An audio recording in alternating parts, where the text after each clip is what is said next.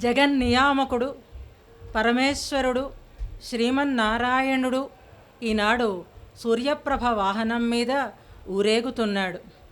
భీషోదేతి సూర్య. స్వామి నియమనంలోనే సకల దేవతాగణము తమ తమ కర్తవ్యాలని నిర్వహిస్తూ ఉంటుంది. తూచా తప్పకుండా పాటించడం అని అంటారే, దానికి కారణం స్వామి యొక్క నియమనం. అలాగే సూర్యుడు కూడా భీషః ఉదేతి, స్వామి యొక్క భయంతో తన కర్తవ్యాన్ని చక్కగా నిర్వహిస్తూ ఉంటాడట.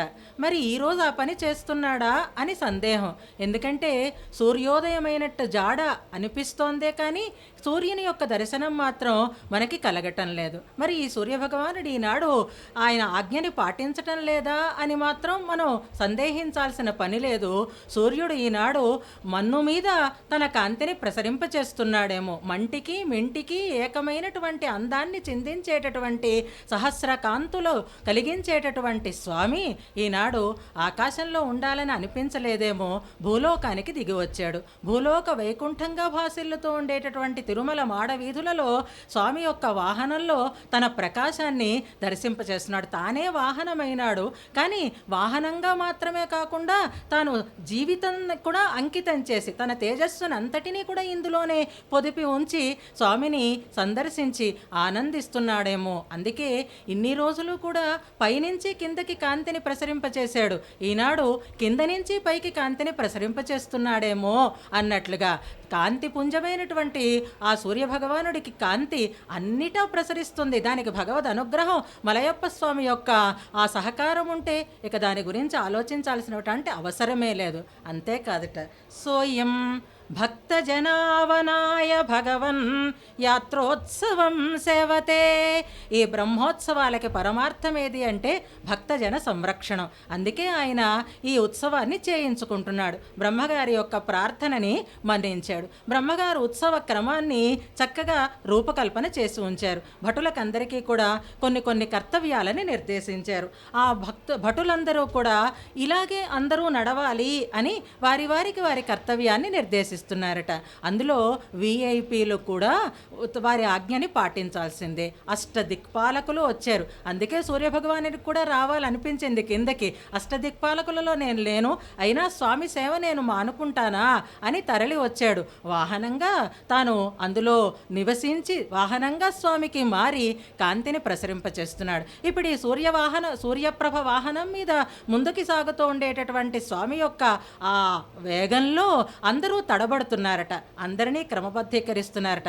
ఇంద్ర నువ్వు ముందు వెళ్ళవయ్యా, ఇంద్ర అగ్రే వ్రజ, నువ్వు ముందు ఉండాలి అంటున్నాడు. తూర్పు దిక్పాలకుడైనటువంటి ఇంద్రుడు ఆ వాహనానికి ముందుగా నడవాలట. ఈనాడు కార్యనిర్వహణ అధికారులైనటువంటి పెద్దలందరూ కూడా ఆ ఇంద్రుని స్థానంలో భగవత్ సేవా భాగ్యవంతులుగా ముందు నడుస్తున్నారు. పార్శ్వమేహి దహన, ఓ అగ్ని కొంచెం పక్కకుండవయ్యా, నువ్వు కనుక ముందుకుంటే అందరూ భయపడతారు, నీ ఆ ధాటికి తట్టుకోలేకుండా ఉంటారు కనుక స్వామికి నువ్వు కాస్త పక్క నుంచి నడు అని అగ్నిని శాసిస్తున్నారట. త్వం కాల పశ్చాత్భవ, యముడు చూస్తున్నాట మరి నేను అని, అంటే నీ టైం ఇంకా రాలేదు. త్వం కాల పశ్చాత్భవ, నువ్వు వెనక నుండవయ్యా, వెనక నుండి నడిపించాలి అంటున్నారట. క్రవ్యాధాధిప దీపికాంకురుకరే, అదిగో రక్తవర్ణ రంజితములైనటువంటి వస్త్రాలని ధరించినటువంటి ఈ భామలు చేస్తూ ఉండేటటువంటి కోలాహల కాంతే దీపకాంతిగా ప్రసరిస్తూ ఉంటే అందులో అద్భుతమైనటువంటి నాదం మనకి వినిపిస్తోంది. క్రవ్యాధాధిప దీపికాంకురుకరే, నువ్వు ఆ కరదీపికని పట్టవయ్యా నిరుతి అన్నారట. ఛత్రం వహ అపాంపతే, వరుణుడు లోకంలో వర్షాన్ని కురిపిస్తే ఆ వర్షం నుంచి రక్షింపబడడం కోసం ఛత్రాన్ని ధరించడం అనేది లోక పరిపాటి అయితే, స్వామి ఉత్సవ వేళలో వెళ్ళగొడుగులను పట్టి స్వామిని సేవించడం అనేది అద్భుతమైనటువంటి ఒక ఆచారం కనుక ఆ ఛత్రాన్ని ధరించమని వరుణుణ్ణి ఆజ్ఞాపిస్తున్నారట. వాయో విజయ, గాలి ఆగవద్దయ్యా, నువ్వు ఆగితే లోకమే స్తంభించిపోతుంది కనుక చక్కగా చామరంగా మారి స్వామికి సేవ చేసుకో. ధనపతే త్వం ప్రాభృతాన్యర్పయా, కుబేరా చాలా సొమ్మున్నవాడివి కదయ్యా, చక్కగా ఆరాధనకి కావలసినటువంటి పరికరాలన్నింటినీ కూడా స్వామి మ్రోల అర్పించాల్సినటువంటి ఒక కర్తవ్యం నీది అంటున్నారు. ఈశాన ఆశ్రయ పాదమూలం. ఈశాన, నువ్వు స్వామి యొక్క పాదమూలాన్ని ఆశ్రయించి ఉండాలి. అఖిలాన్ వేదాన్ విధే త్వం పఠ.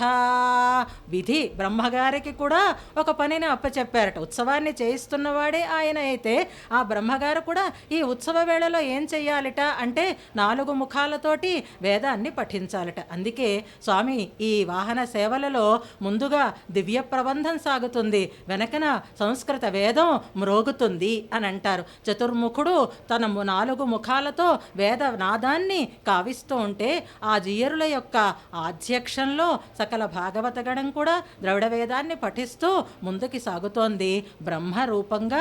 అటువంటి బ్రహ్మోత్సవ వేళలో సూర్యప్రభ వాహనాన్ని మనం సేవించి తరిద్దాం. స్వామివారికి కుంభహారతి ఇస్తున్నారు. పల్లాండు పల్లాండు అని ఆయనకు జరిగినటువంటి ఈ ఊరేగింపు కార్యక్రమంలో ఏదైనా దృష్టి దోషం ఉంటే తొలగిపోవటానికి అటువంటి కుంభహారతి ఇస్తున్నారు. శ్రీయకాంతాయ కళ్యాణ నిధయే నిధయేర్థినాం శ్రీ వెంకట నివాసాయ శ్రీనివాసాయ మంగళం. మంగళము గోవిందునకు, జయమంగళము గరుడధ్వజునకు, మంగళము సర్వాత్మునకు, ధర్మస్వరూపునకు జయమంగళం. ఆదికిని ఆదైన దేవునకు, అచ్యుతునకు అంబోజనాభునకు, ఆది కూర్మంబైన జగదాధారమూర్తికిని, వేద రక్షకునకును, సంతత వేద మార్గ విహారునకు, బలిభేదికిని, సామాది గాన ప్రియ విహారునకు జయమంగళం శుభమంగళం.